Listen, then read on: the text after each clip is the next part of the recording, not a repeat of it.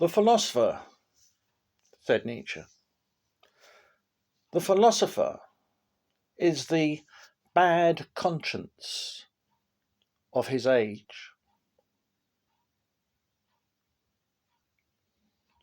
Something very true, and a good way to judge the value of any philosopher. In most cases, philosophers are not accepted by their contemporaries, by the power structures of their day, by the talking heads of their day. Mostly they're denigrated, ignored, or calumniated, or traduced. And while Nietzsche's work has come into acceptance, it is at the cost of being bowdlerized by the mainstream mediocre media. The Kaufmans, the Hollingdales, and all the rest, who try to do the Montanari trick of turning Nietzsche into some kind of bland philosopher, who try to take all the fangs out of the mouth of this tiger. That's why we as tough Nietzscheans go to the Oscar Levy translations, the Oscar Levy edition with the translators of people like Ludovici. The real Nietzsche, which comes through in that edition of Levy's. And it is noticeable that Nietzsche, who said he was born posthumously, knowing that his works would only be understood long after his death, that great posthumous work of Nietzsche's, The Will to Power, here in the Ludovici translation from the Levy edition, that this book is still calumniated by the modern Nietzsche industry. They try to tell us that this great book is somehow a forgery or a fake or not a real book or something to do with the so-called sisters' interferences. Sheer nonsense. The sister, without whom most of his work would not be available, due to her sterling efforts to save her brother's works. But no, the modern calumniators, those with a bad conscience, they still try to sweeten Nietzsche and defang him. So he is still the bad conscience of this age which he would have hated and did hate because he saw it coming. Indeed, in the very pages of this book, he analyzes what is happening now, decades before it did happen.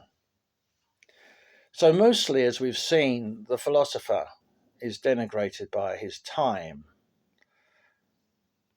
and mostly because governments are controlled entities.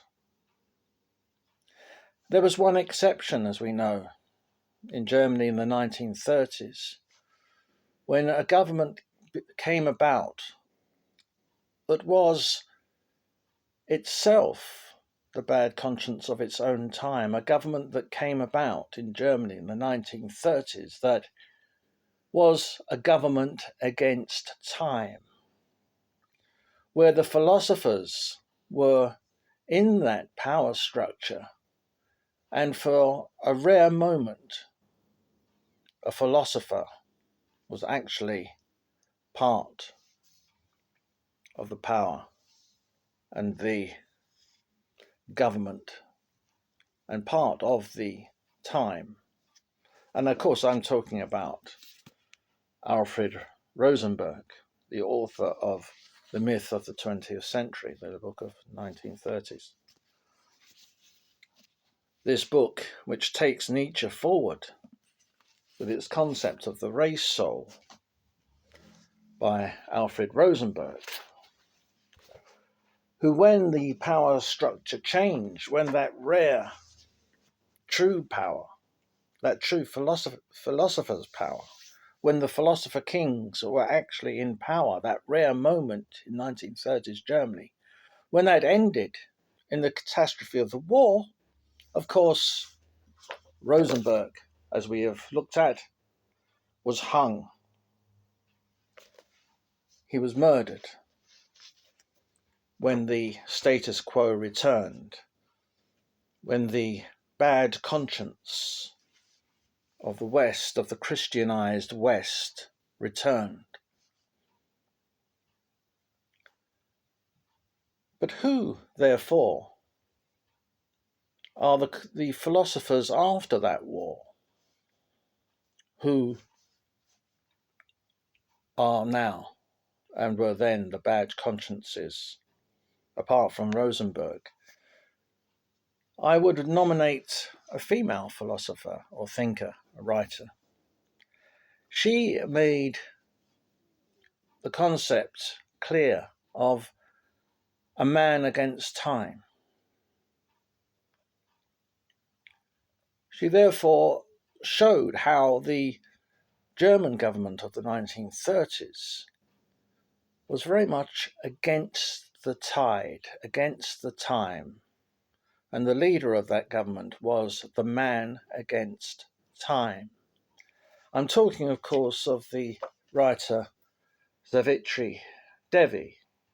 There's a picture of her on the cover of this, which is her main masterwork, The Lightning and the Sun, which really takes forward the concepts of the Superman and the great heroes and the cycles of time, the recurrence of the same, all those concepts brought forward by Nietzsche in his fight against nihilism, the nihilism of democracy, the nihilism of communism and socialism, the nihilism of anarchism.